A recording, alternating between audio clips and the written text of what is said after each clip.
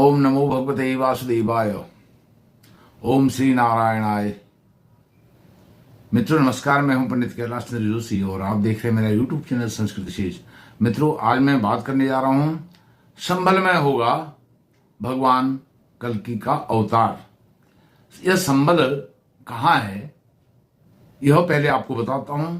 संभल जो है रामगंगा नदी और गंगा नदी के बीच में त्रिभुजाकार में संभल यह स्थान, संभल ग्राम आज के समय में जाने तो यह संभल जिला है और यह रामगंगा और गंगा नदी के बीच में है। ठीक दोनों के मध्य में, बीच में अर्थात दोनों के मध्य में यहां से 3 योजन की दूरी पर रामगंगा है या रामगंगा से 3 योजन की दूरी पर संभल है और गंगा नदी से 3 योजन की दूरी पर संभल है। अर्थात संभल से 3 योजन दूर रामगंगा और 3 योजन दूर गंगा नदी, इस प्रकार से यह है। अब रामगंगा कौन सी नदी है? पहली बार हो सकता है आप लोगों को पता भी हो, कुछ लोग पहली बार सुन रहे होंगे रामगंगा का नाम। यह मुरादाबाद पर बहती है और यह कालागढ़ डैम इसमें गढ़वाल में बना हुआ है। तो यह भाई हिमालय से निकलती है, चौखटिया के ऊपर से, पहाड़ों से। और गंगा नदी का उद्गम स्थान कहाँ है हम सब जानते हैं। तो गंगा और रामगंगा के बीच में, अच्छा रामगंगा को रथ वाहिनी भी कहा गया है पुराणों में, शास्त्रों में। तो रामगंगा और गंगा नदी के बीच में त्रिभुजाकार अर्थात जैसे लक्ष्मी जी का यंत्र होता है, इस आकार में संभल ग्राम बसा हुआ है। और संभल ग्राम के मध्य में, यहां पर जो मध्य है, मध्य में भगवान कल्कि का अवतार होगा। और इसके जो त्रिभुजाकार है, तीनों जो कोने हैं, कॉर्नर हैं, वहां पर क्रमशः अलग अलग भगवान शिव के मंदिर हैं, शंकर भगवान के मंदिर हैं। पूर्व दिशा में चंद्रेश्वर मंदिर है भगवान का और उत्तर दिशा में शंबलेश्वर या भुवनेश्वर मंदिर है। दक्षिण में गोपालेश्वर मंदिर है। ऐसी स्थिति संभल ग्राम की है और उसके ठीक मध्य में, हृदय में कल्कि भगवान का अवतार होगा। और यहाँ पर हरि मंदिर करके लिखा हुआ है। यह जो नक्शा मैं आपको बता रहा हूं, यह नक्शा मुझे मिला है स्कंद पुराण से। यह स्कंद पुराण है, स्कंद पुराण से यह नक्शा मैंने लिया है। और यह सारी बातें, अब जो संभल ग्राम में भगवान कल्कि का अवतार होगा, इसके विषय में श्रीमद् भागवत महापुराण यह द्वितीय खंड है और इसके 12 स्कंद में, 12वें स्कंद में दूसरे अध्याय के 18वें श्लोक में लिखा है, संभल ग्राम मुखस्य ब्राह्मणस्य महात्मनः भवने विष्णु यशसः कल्कि प्रादुर्भविष्यति। ऐसा लिखा है इस श्रीमद् भागवत महापुराण में 12वें स्कंद में और 12वें स्कंद के द्वितीय अध्याय के 18वें श्लोक में ऐसा वर्णन है। और कुछ भी वर्णन है। और जो कल्कि भगवान हैं, जैसे आया है विष्णु यशसः, विष्णु यश नाम के ब्राह्मण के घर में वह जन्म लेंगे। अर्थात उनके पिता का नाम विष्णु यश होगा, दादा का नाम ब्रह्म यश होगा, माता का नाम सुमति होगा और वह स्वयं कल्कि होंगे। और वह सफेद रंग के घोड़े पर सवार होंगे और भगवान शिव की आराधना करेंगे। भगवान शिव की आराधना करके जितने भी धर्म विरोधी हैं, शत्रु हैं, उनका वह नाश करेंगे। और भगवान कल्कि का अवतार कब होगा यह भी लिखा हुआ है। भगवान कल्कि का अवतार होगा जब कलयुग अपनी चरम सीमा पर होगा। अर्थात आदमी को खाने के लिए तैयार होगा, काटने के लिए तैयार होगा।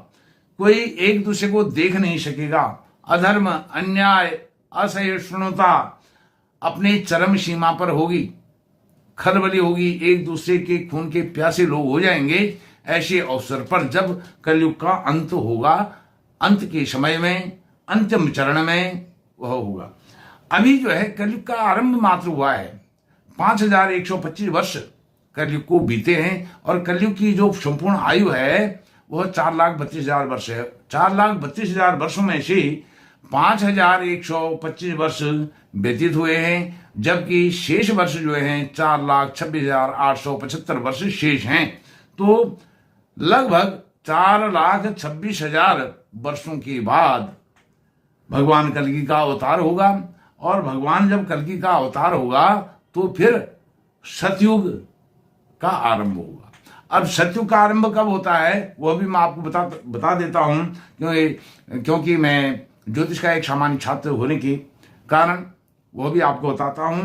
जब सूर्य, चंद्रमा और गुरु अर्थात बृहस्पति एक ही नक्षत्र अर्थात पुष्य नक्षत्र में होंगे, पुष्य नक्षत्र में होंगे, तो यह भगवान कल्कि के अवतार के बाद सतयुग का आरंभ समय होगा। सतयुग का आरंभ इस चरण, वह भी पुष्य नक्षत्र के प्रथम चरण में, प्रथम पद में होगा।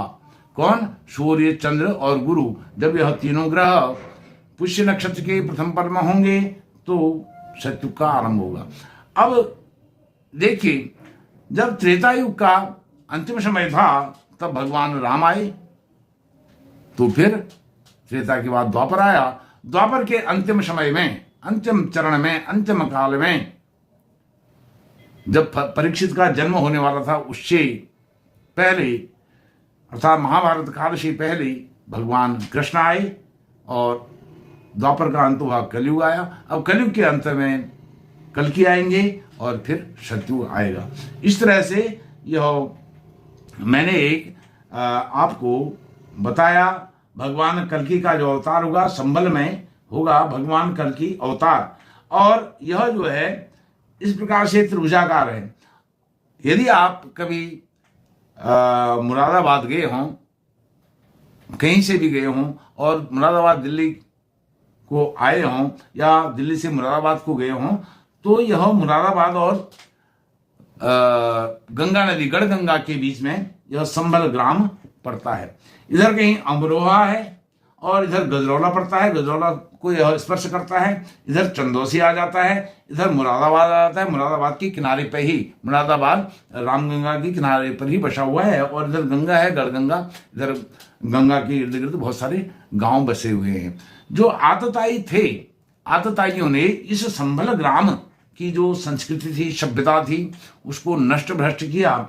और आपने देखा होगा, आप देखेंगे, आप कल्पना कीजिए, जो पवित्र नदियां हैं, गंगा, यमुना, सरस्वती, नर्मदा और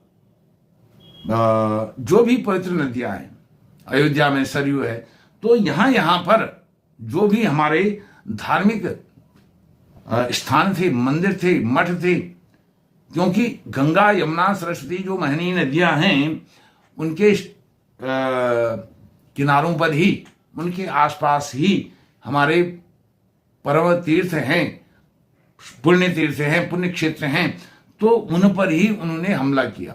जैसे संभल का मैंने बताया। अब संभल, वहां बरेली, रामपुर से लेकर के आप शामली तक चले जाइए, यमुना के किनारे तक, सारी उन्हीं की बस्ती है।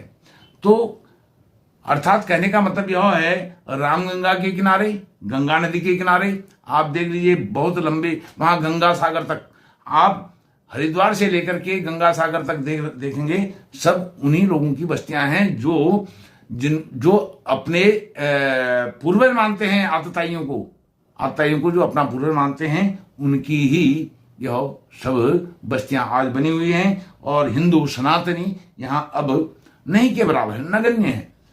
अल्पसंख्यक तो बहुत बड़ी बात है, नगण्य के रूप में, नहीं के बराबर में हैं। तो ऐसे स्थान में, इस संभल ग्राम के हृदय में, बीचों बीच में हरि मंदिर जहां लिखा हुआ है, यहां हरि मंदिर है।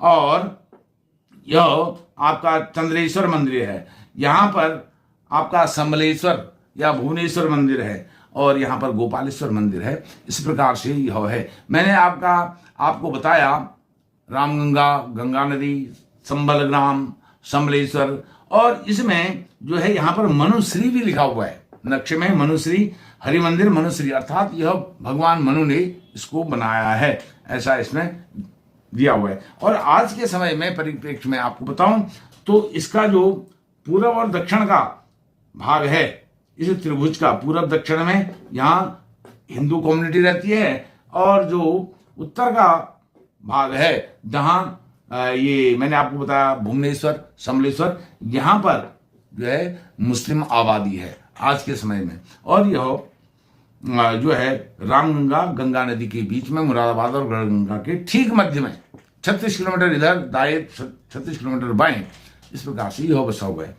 आपको यह जानकारी कैसी लगी? आपको यह जानकारी अच्छी लगी? कल्कि भगवान के अवतार के विषय में यह मेरी पहली वीडियो है। इसके विषय में कल्कि भगवान का रूप स्वरूप कैसा होगा उसके विषय में भी आपको अगली वीडियो में जानकारी दूंगा। और यह वीडियो आप लाइक कीजिए, शेयर कीजिए और मेरे चैनल को सब्सक्राइब करके मुझे सहयोग प्रदान कीजिए। इसी प्रकार की वीडियोज मैं आपके लिए लाया करूंगा। बहुत बहुत धन्यवाद। नमस्कार।